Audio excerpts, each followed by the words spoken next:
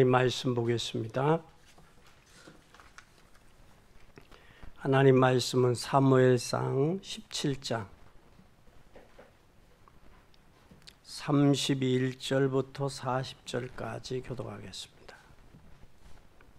사무엘상 17장 31절부터 40절까지. 혹이 다윗의 한 말을 듣고 그것을 사울에게 고하였으므로 사울이 다윗을 부른지라. 다윗이 사울에게 고하되 그를 인하여 살아남지 말 것이라. 주의 종이 가서 저 블레셋 사람과 싸우리라. 사울이 다윗에게 이르되 내가 가서 저 블레셋 사람과 싸우기에 능치 못하니니 너는 소년이요 그는 어려서부터 용사임이니라.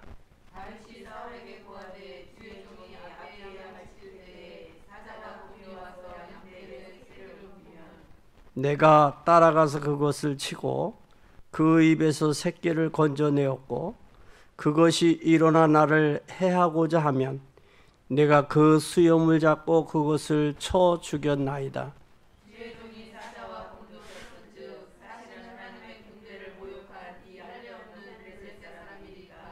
그가 그 짐승의 하나와 같이 되리이다.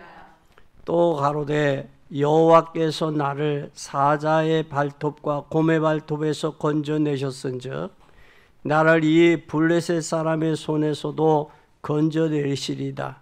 사울이 다윗에게 이르되 가라 여호와께서 너와 함께 계시기를 원하노라. 이에 사울이 자기 군복을 다윗에게 입히고 노두구를 그 머리에 씌우고 또 그에게 값을 입히매 다윗이 칼을 군복 위에 차고는 익숙치 못하므로 시험적으로 걸어보다가 사울에게 고하되 익숙치 못하니 이것을 입고 가지 못하겠나이다 하고 곧 벗고 손에 막대기를 가지고 시내에서 매끄러운 돌 5을 골라서 자기 입자에 재고 곧 주머니에 넣고 손에 물매를 가지고 블레셋 사람에게로 나아가니라. 아멘. 아마 오늘 본문의 말씀은 아마 여러분들이 많이 읽었고 많이 들은 말씀입니다. 오늘 이 블레셋의 골리앗과 다윗의 싸움입니다. 이 싸움에서 이 다윗은 전쟁은 누구의 손에 있다? 여호와께 있다. 그리고 저 하나님을 알지 못하는 저 골리앗, 블레셋 사람 골리앗은 자기에게 주어졌던 양떼들, 아버지의 짐승들을 지키면서 해야 했던 그들의 짐승의 일종으로 봤어요. 하나님이 없는 사람은 뭐와 같다라는 거예요? 짐승과 같다라는 거예요. 짐승은 뭐와 같으냐? 본능을 위해서 살아가는 사람들이 짐승이죠. 그러니까 결국 하나님이 그 속에 없는 사람들은 본능을 위해서 산다. 그러니까 그것 때문에 우리가 시험 들 이유도 없고 그것 때문에 낙심할 일도 없어요. 오늘 이 다윗이 사울에게 한 말이 있어요. 아주 중요한 말을 했어요. 뭐라고 했느냐? 32절에 다윗이 사울에게 고하되 그들로 인하여 사람이 낙담하지 말 것이라. 우리는 누구의 말을 듣고 낙담해요? 사람의 말을 듣고 낙담한다는 말이에요. 저 사울 골리앗이 한 말을 듣고 이스라엘 백성들이 낙담해 있단 말이에요. 오늘 우리는 이 시대에 주의 말씀으로 채움받는 복된 여러분이 되기를 바랍니다. 낙담할 이유가 없어요. 왜냐하면 그러면서 주의 종의 사자와 곰도 쳤은즉 사시는 하나님의 군대를 모독하는 이 할례 없는 블레셋 사람이니까 그가 그 짐승의 하나와 같이 되리이다 그랬어요. 그러면서 47절에 뭐라고 말씀했느냐면 47절에 또 여호와의 구원하심이 칼과 창에 있지 아니함을 이 무리로 알게 하리라. 전쟁은 여호와께 속한 것이다.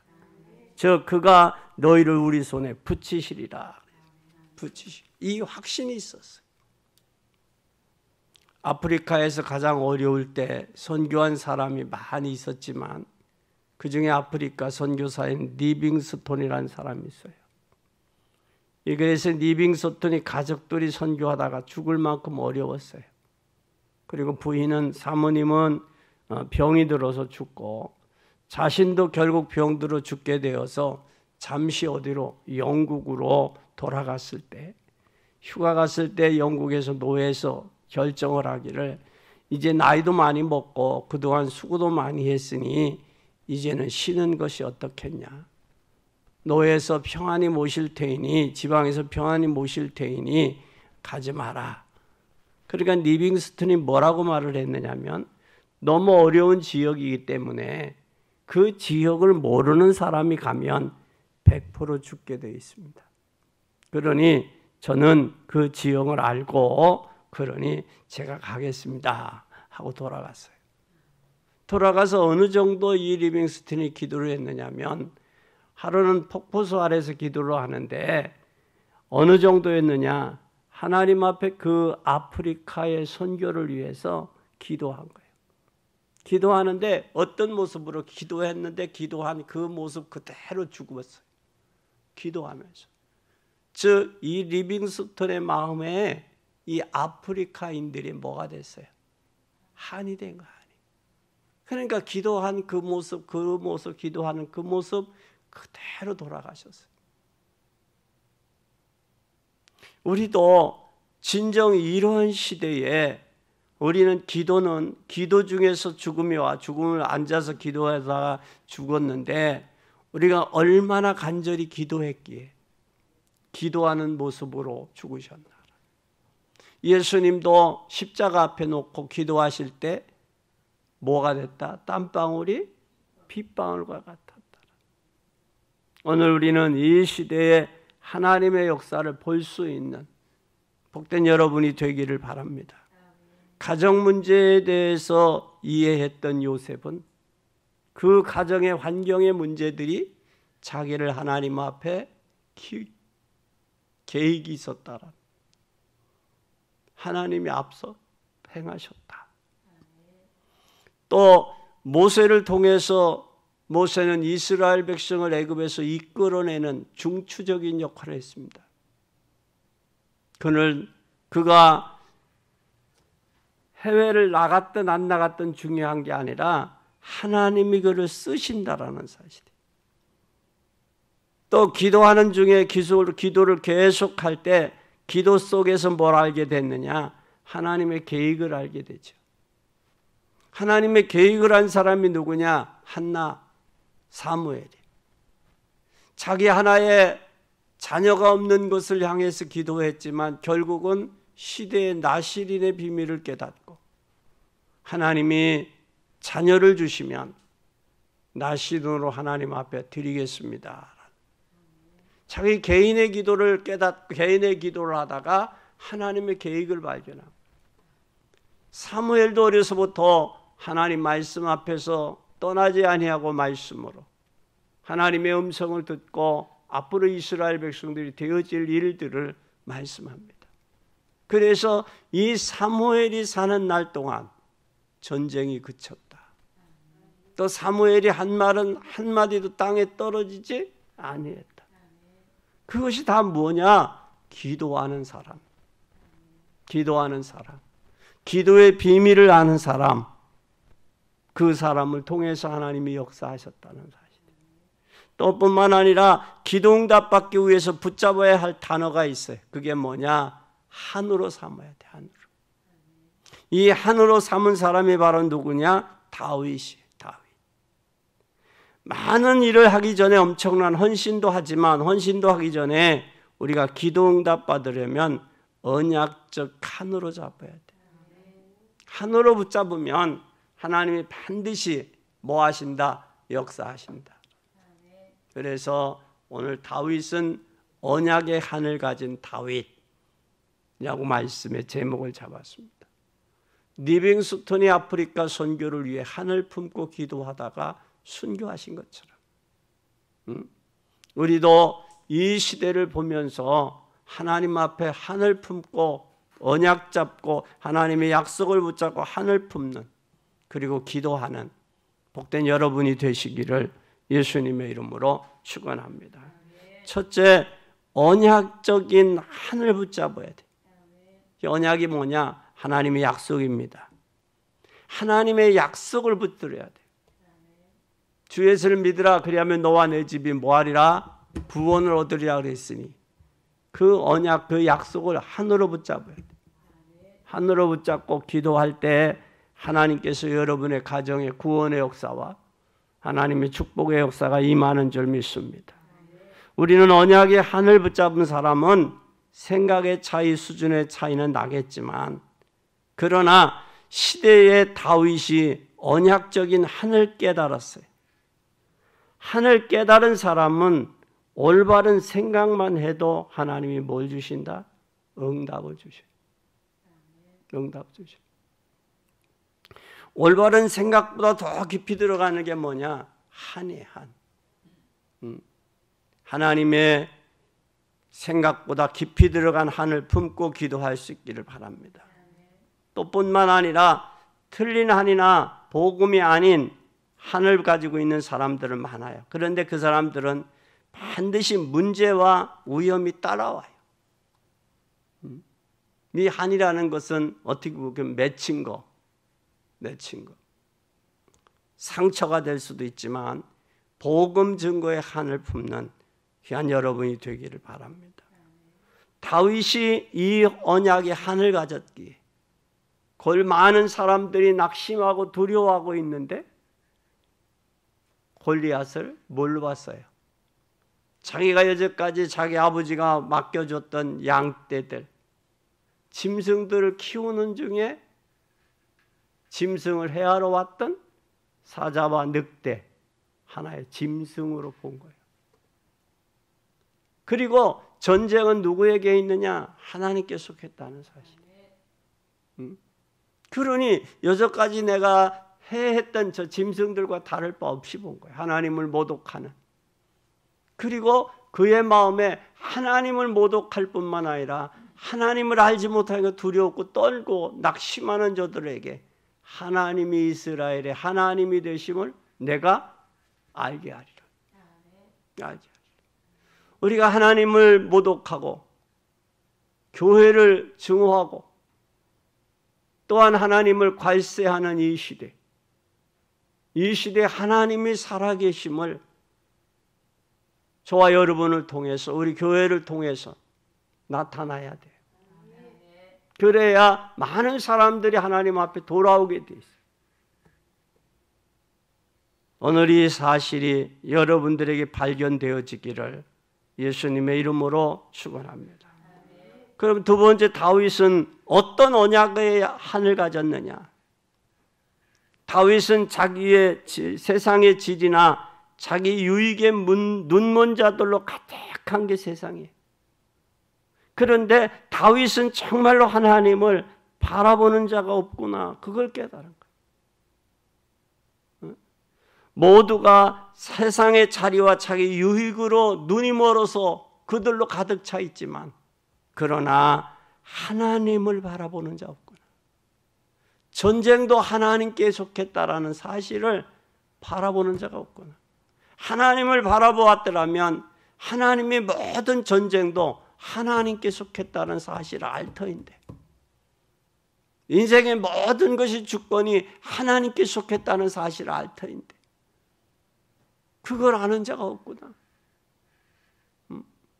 그래서 시편 78편 70절에서 72절에 보면 다윗은 뭐라고 그랬느냐?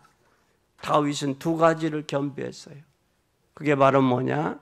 하나님이 다윗을 택하시되 양의 우리에서 취하셨고 전 양을 지키는 중에 저희를 이끄사 그 백성인 야곱, 그 기업인 이스라엘을 기르게 하셨더니 이에 저가 그 마음에 성실함으로 기르고 공교함으로 지도했다.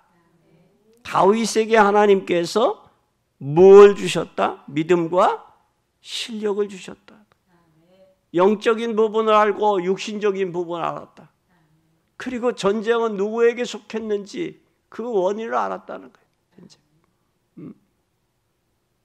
전쟁은 칼과 창에 있는 것이 아니라 누구에게 있다? 하나님께 있다. 그것을 아는 거예요. 원인을 알았으니까 결과는 알게 되죠. 또 뿐만 아니라 시편 18편 1절에 보면 다윗은 나의 힘이 되신 여호와여 내가 주를 사랑하나이다. 힘의 원천이 누구에게서부터 온다? 하나님으로부터 온다라는 사실이에요. 힘이. 그뿐만 아니라 다윗은 여호와는 나의 목자시니 내게 부족함이 없다. 그가 나를 푸른 초장 쉴 만한 물가로 그가 인도하시고 내 영혼을 소생시키실 뿐만 아니라 자기 이름을 위하여 의의 길로 인도하신다. 그러기에 내가 사망의 음침한 골짜기로 다닐지라도 내가 두려워하지 아니한 것은 주님이 나와 함께 하신다. 함께 하신다. 그것을 다윗은 알고 다윗은 고백했어요. 그리고 다윗이 왕이 된 후에 시편 5편 3절에 보면 여호와여 아침에 주께서 나의 소리를 들으시리니 아침에 내가 주께 기도하고 바라리이다. 그러니 아침에 먼저 그는 생각하기를 무엇을 고민하고 무엇을 먹을까 무엇을 마실까 무엇을 입을까가 아니라 오늘 내가 하루를 어떻게 인생을 즐겁게 살까가 아니라 하나님 앞에 기도하면서 오늘 하나님의 방향을 하나님께 맞췄다는 사실이에요. 그러면서 다윗은 또 고백을 합니다. 사무엘상 17장 46절에 뭐라고 그러느냐면 오늘 여호와께서 너를 내 손에 붙였으니 누구를 한 소리예요? 에? 누구 보고 한 말이에요? 골리앗. 사람들이 골리앗 때문에 왕도 낙담하고 있는데 많은 사람들이 두려워하고 있는데 불안하고 떨고 있는데 그의 아버지의 심부름으로 이새의 아버지의 심부름으로 형들에게 갔던 다윗 아니요. 심부름 갔던 다윗인데 그 현장에 목격을 해보면서 뭐가 보인 거예요? 뭐가 보인 거예요? 너를 내 손에 하나님이 붙였더라. 그게 뭐가 있었어요? 확신이 있었어요. 믿음이 있었다. 전쟁도 하나님께 속했죠. 그러니 짐승들 지금 사울 왕 앞에서 한 말이요.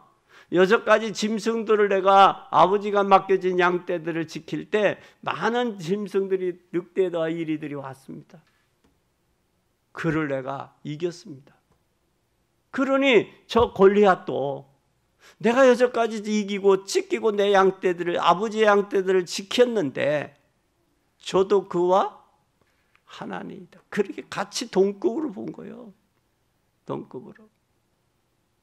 그래서 그가 고백합니다. 내가 너를 쳐서 내 머리를 베고 블레셋 군대의 시체로 오늘날 공중의 새와 땅의 들짐승들에게 주어 온 땅으로 이스라엘의 하나님이 계신 줄을 알게 하겠다. 알게 하겠다. 지금 어떤 상황이에요? 모든 사람이 두려웠고 심지어는 사울 왕까지도 낙심해 있다고 했어요. 낙심해 있어요.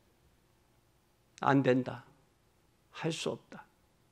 심지어 형들까지도 네가 여기가 전쟁터가 놀이터인 줄 아느냐고 책망까지 받았어요.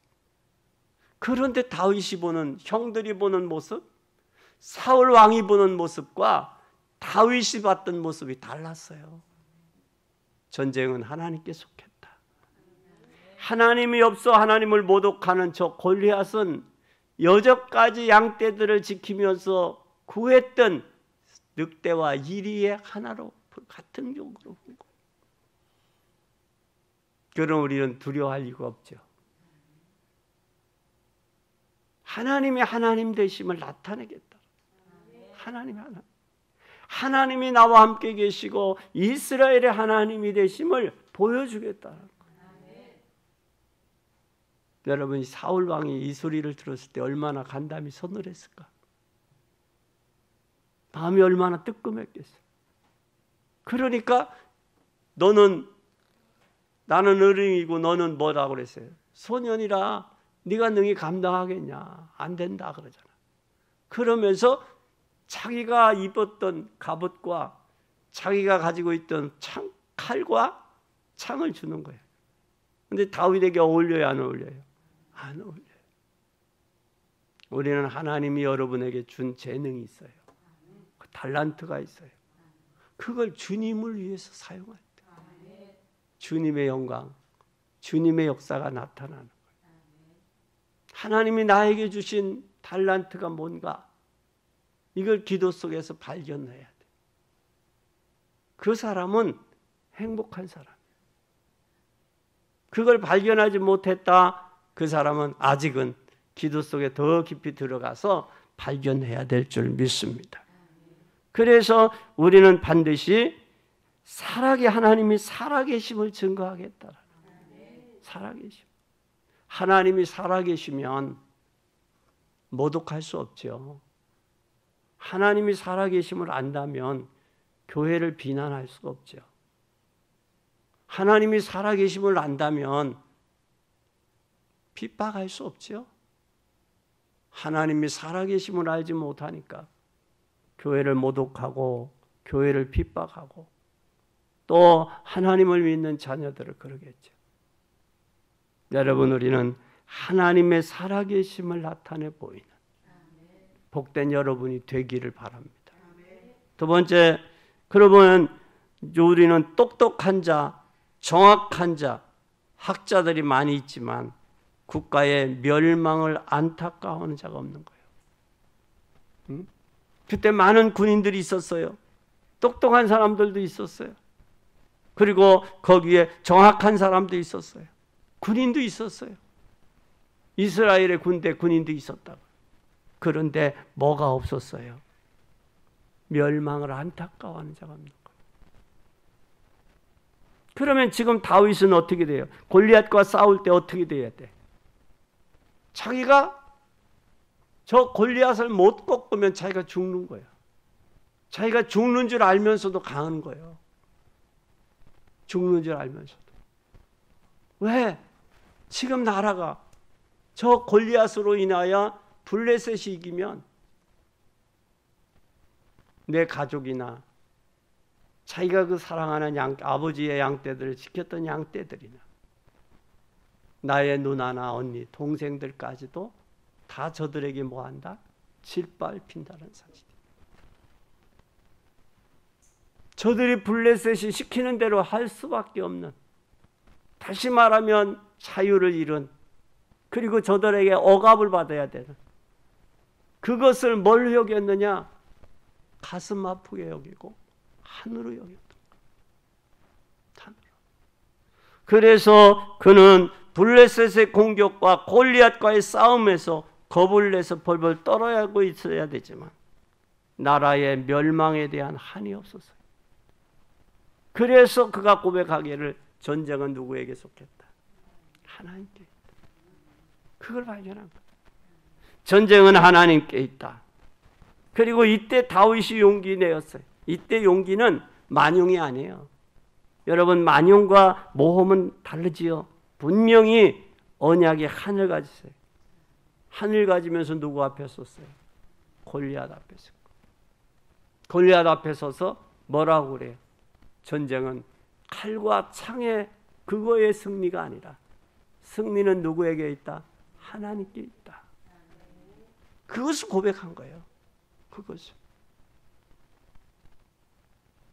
그 나라가, 이스라엘 나라가 블레셋을 향하여 망하느냐 흥하느냐는 누구에게냐? 하나님의 주권에 있다는 거예요.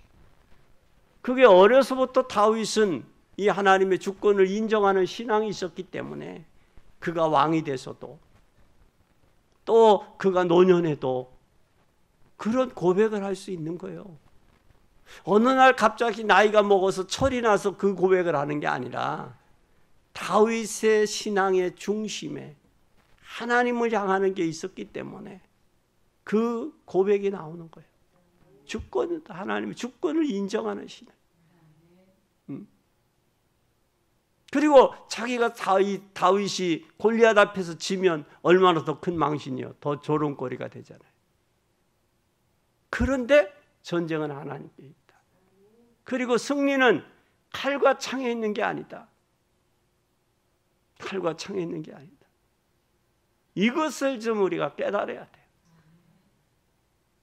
사람이 행복하고 불행한 것은 물질에 있는 게 아니다는 거예요. 힘의 원천은 어디서부터 온다? 하나님으로부터 온다. 이걸 발견하면 여러분이 진짜 행복한 사람이에요. 하나님의 주권을 인정하고 힘의 원천이 하나님으로부터 오고 인생의 생사가 하나님께 있고 이기고 지는 것도 하나님의 주권에 있다라는 사실을 우리가 깨닫고 발견한다면 좀 더 신앙생활이, 좀 더 우리의 삶이 좀 여유롭고 더 임마누엘의 축복을 누릴 수 있지 않겠느냐. 그러면 현실과 환경에 속거나 이용당하지 않지 않겠나. 그리고 이때 내 집이나 몸단장 잘 사는 자는 많지만 진정 언약궤 모실 성전에 대해 안타까움을 가진 자는 없구나. 그래서 다윗이 그렇게 성전 지으려고 몸부림쳤던 거예요. 다윗이. 이 다윗은 누구에게 언약이 전달됐어요? 사무엘에게 전달된 언약. 그 언약이죠. 그래서 하나님의 성전, 하나님의 이 성전은 뭐에 대해서 없어요? 언약궤는 지금 이슬 맞는 데 있는 거예요. 그래서 하나님의 언약궤를 모실 성전 지키를 그렇게 평생 원했던 거예요. 그렇게 평생. 우리도 하나님의 성전이 왜 필요한지, 성전 건축이 왜 필요한지 이것을 언약을 잡고 하늘로 품고 있으면 하나님이 하시는 거예요. 늦춰지는 이유도 계획이 있어요. 하나님이 하시는 거예요. 이 역사를 이루어가는 귀한 여러분이 되기를 바랍니다. 세 번째, 언약적인 하늘 가진 자의 특징이 있어요. 특징이. 어떤 특징이 있느냐, 어떤 축복을 가졌고 어떻게 누렸냐. 그들의 특징은 개인적인 시간에 성공했어요. 다윗을 보면 성실과 공교했다. 성실한 삶이 됐어요. 그리고 믿음의 삶이 됐어요. 그리고 영적으로 육을 지배했어요. 육으로 영을 지배하느냐, 영으로 육을 지배하느냐. 이건 세상 사람들은 육신적으로 영을 지배하려고 그러잖아요. 근데 성경은 뭐라고 그랬느냐? 요한 3서 2절에 보면 사랑한 자 내 영혼이 잘된 같이 범사가 잘돼. 그리고 내가 강건하기를 원한다 그랬어요. 그것뿐만 아니라 이 다윗은 그가 하나님 앞에 시도, 찬양도. 그래서 시편 150편 가운데 다윗이 고백했던 시는 한 3분의 2 정도 돼요. 150편 중에서. 그렇게 다윗이 하나님을 향하는. 그래서 내 영혼아, 내가 왜 낭망하여 불안해하느냐? 여호와를 바라봐라. 이런 고백들이 다윗의 그 속에서 나. 하나님과 함께하는 그 언약의 하늘 가졌기에 그걸 누릴 수 있었어요. 그뿐만 아니라 참된 용기는 골리앗 앞에서 할 때 사느냐 죽느냐가 아니라 그는 계산하지 않고 뭘로 나갔어요? 믿음으로 나가. 믿음으로. 행함이 없는 믿음은 야고보서는 죽었다 그랬어요. 내가 믿음이 있냐? 그럼 보여라 그랬어요. 그러니까 믿음으로 골리앗 앞에 나갔는데 그 골리앗이 뭘로 본 거예요? 짐승으로 보았고, 전쟁은 하나님께 속했고, 사람의 말에 사울 왕을 향하여 그 골리앗이 하는 말 때문에 낙심하지 마세요라는 거예요. 오늘날 우리는 얼마나 사람들의 말에 의해서 속음을 당하느냐고. 울기도 하고 웃기도 하고 낙심도 하고 불안해하기도 하잖아요. 그런데 다윗은 사울 왕을 향하여 저 골리앗이 하는 말, 그 소리에 낙심하지 마세요. 그 말이에요. 하나님을 믿는 하나님의 자녀들은 사람의 말에 의해서,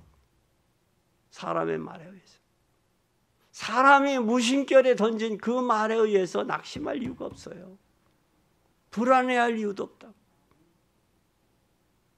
우리의 생명은 누구에게 있다? 하나님께 있다는 사실. 우리는 기억해야 돼. 그래서 우리는 믿음으로 하나님께 가는 거예요. 그렇게 되면 뭐가 있느냐? 반드시 시간표가 있어요. 시간표. 지금 다윗이 사무엘에게 기름 부음을 받았어요. 그건 왕이란 말이에요. 왕이면 지금 누구 앞에 안 나가도 돼요? 이 골리앗 앞에 안 나가도 돼요. 그럼 누구가 책임져야 되는데? 에? 전 정권이 책임져야 돼. 다윗이 책임지는 게 아니라 전 정권이 책임져요. 전 정권에 누가 장악하고 있어요? 사울이 책임져야 돼요. 그러니까 사울이 책임을 못 지니까 그 골리앗을 꺾는 사람은 자기의 딸 주겠다 그러잖아. 부왕으로 삼겠다 그러잖아. 이미 사무엘 선지자에게 기름 부음을 받았어요. 왕으로서. 하나님 앞에는 인정받았단 말이야. 누구에게 인정받는 기회가 필요해요? 사람에게. 그것이 골리앗 앞에서 승리요. 아멘. 아멘. 여러분, 하나님 앞에 인정받고 또 누구에게도 인정받아야 돼요. 사람에게 인정받아야 전도의 문이 열려요. 사람에게 인정받아요. 그러면 하나님 앞에도 인정 못 받고 사람에게도 인정 못 받는 신앙생활이 아니지. 그건 자기중심이에요. 종교생활이지. 우리는 하나님 앞과 사람 앞에 인정받는 시간이 필요하다. 그래서 오늘 시간표가, 그래서 다윗은 시편 23편에 보니까 여호와는 나의 목자다는 거예요. 왜? 자기가 고백했던 여호와는 나의 목자라는 그 고백은 양을 키워봤기 때문에, 양을 지켜봤기 때문에 더 실감하는 거예요. 왜냐? 아버지의 양떼들이지만 목자로서 자기에게 주어진 양떼들을 지키기 위해서 누구가 목숨 걸어요? 에? 목자가 거는 거예요. 목자가. 그러니까 자기에게는 뭐가 없어요? 부족함이 없는 거예요. 여호와가 우리의 목자가 되시면 부족함이 없어요. 그분이 나의 인생의 모든 생사화복, 살고 죽고 강하게 하고 약하게 하고 부하게 되고 가난하게 되는 것, 그것도 누구에게 있다? 하나님께 있다. 이 모든 것을 인정했어요. 그러니까 하나님을 믿고 그렇게 되면 하나님이 무엇을 기뻐하시는가를 알게 되죠. 그러니까 하나님께 영광을 돌릴 수밖에 없는 거예요. 사람과 사건 보는 눈이 달라야 돼요. 우리는 사무엘하 15장 1절에서 16장 14절까지 보면 압살롬이라는 사람이 나와요. 압살롬이 그 15장의 6절에 보니까 그랬어요. 뭐라고 그랬느냐? 무릇 이스라엘 무리 중에 왕께 재판을 청하러 오는 자들에게 압살롬이 행함이 이와 같아서 이스라엘의 사람의 마음을 뭐했다? 도적질했다 그랬어요. 여러분, 도적질은 물건만 도적질 당하는 게 아니라 뭐가 도적질을 하는 거예요? 마음이 빼앗겼다는 거예요. 마음이 빼앗기니까 압살롬이 정탐을 하러 이스라엘에게 지파들을 보내서 나팔 소리가 나면 뭐라고 그러느냐면 압살롬이 헤브론 왕이 되었다라고 선포하라고 그래요. 이 압살롬이 누구예요? 다윗의 아들이요. 아들이 아버지를 거역한 거예요. 지금 반역한 거예요. 그리고 신하들까지 나누어져 가는 거예요. 신하들까지. 그런데 이때 하나님께서 뭐를 하느냐? 뭐를 하느냐? 우리는 하나님께서 행한 대로 갚으신다. 그리고 뭐라고 고백하냐면 21절에 여호와의 사심과 우리 주 왕의 사심을로 맹세하노니 진실로 내 주 왕께서 어느 곳에 계시든지 무릇 생사하고 종도 그곳에 있겠나이다. 그랬어요. 종도 있겠나이다. 누가 그랬어요?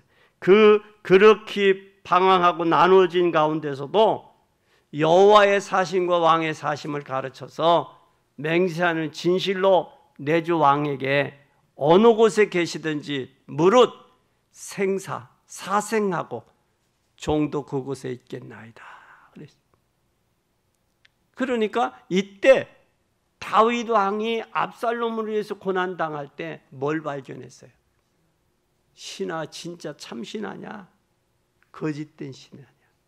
이게 발견돼요. 교회가 어려울 때 진짜 믿음의 사람이냐? 믿음의 사람이 아니냐? 오른편에 있는 자냐? 왼편에 있는 자냐? 양이냐? 염소냐? 알곡이냐? 쭉정이냐? 이게 구분이 되는 거예요.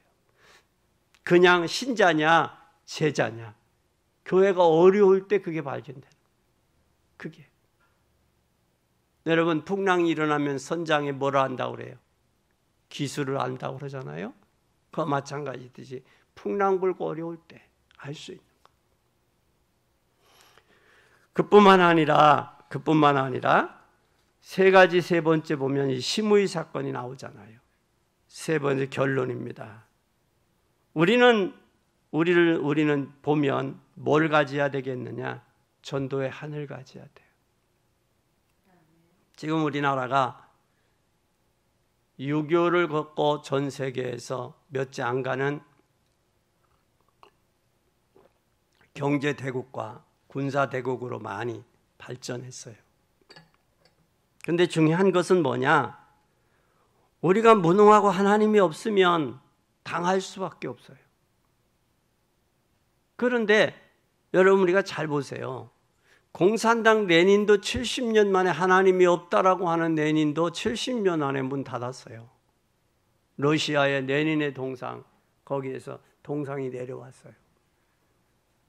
근데 우리나라에 들어와 있는 이 좌파 정부, 소위 하나님이 없으면 이제 교회가 없어져야 좋겠다라고 국회의원들이 그것을 가수를 했다라는 거예요. 교회를 없애기 위해서.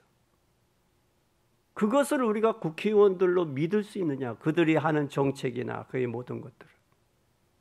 그러면 우리는 뭘 해야 되느냐? 그들은 국회의원 이전에 뭐와 같으냐? 오늘 여기에 골리앗과 같은 존재들이라는 거예요. 짐승과 같다라는 거예요. 그러면 저들은 뭐 따라 움직이느냐? 표 따라 움직이는 거예요. 우리는 반드시 한을 품어야 돼요. 다시는 이 땅에 누구가 자경이나 공산주의나 이 악한 사상들이 발붙이지 못하도록 해야 돼요. 또 그뿐만 아니라 복음 없는 교회, 분쟁과 말로써 보면 분쟁하고 그들의 교회, 복음 없는 교회 말로를 보면 우리는 똑바로 복음을 전해야 되겠다. 똑바로. 우리가 교회가 해야 될 것은 복음을 회복하는 일 위에는 없어요. 그리고 강단에서 올바른 복음을 전하는 것밖에 없어요. 그리고 여러분들이 만나는 이에게 복음을 증거해 주는 일밖에 없어요. 살리는 일은 그 길밖에 없어요. 교회가 존재하는 이유도 그걸 안 하니까 저들이 교회 폐쇄법을 국회에다가 상정하고 통과시키려고 하는 거예요. 그건 우리는 어떻게 해야 돼요? 표로서 심판해야죠. 그런 사람들은. 다시는 저들에게 표를 몰아줘서 그들이 이 땅에 국회에 서는 일이 절대 없도록 만들어야 돼요. 누구누구라고 이야기하면 이야기할 수 있어요. 그러나 그 누구누구라고 이야기는 안 하겠어요. 그러나 복음과 대치되는, 정반대되는 육신적인 행위로 하는 저들, 표를 보고 의식하고 자기의 이권과 자기의 명예를 위하는 것들은 과감하게 우리가 한을 품어야 돼요. 저들과 영적 싸움 해야 돼요. 악한 것들과. 그리고 세 번째는 교계 밖에서 사단에 속는 사람들이 너무 많아요. 그래서 전도가 아니면 안 되겠구나. 전도해야 되겠구나. 지금 어느 정도냐면 군대 안에 260명의 군목들이 있어요. 근데 군목들 중에는 부사관들이 있다고, 부사관들이. 부사관들은 군목을 도와서 일을 하는 사람들이에요. 그런데 제네바 협정에 의해서 부사관들은 뭐냐? 비전투 요원이다라는, 비전투. 총을 들지 싸우지 않는 사람은 비전투 요원이야. 그러면 군목도 비전투 요원이야. 목사도. 그래서 목사가 필요 없다라는 얘기예요. 그래서 내년도에 2024년도에 부사관들을 군종부에서 없애기로 했어요. 이미 언제? 전 정부에서. 문재인이가.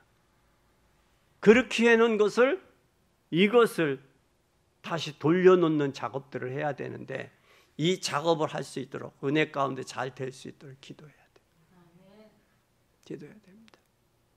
복음이 아니면 올바로 돌아갈 수가 없어요. 올바로 돌아갈 수가 없어요. 그래서 우리는 복음을 가지고 무엇을 가지고 신앙생활에서 응답받을 것이냐.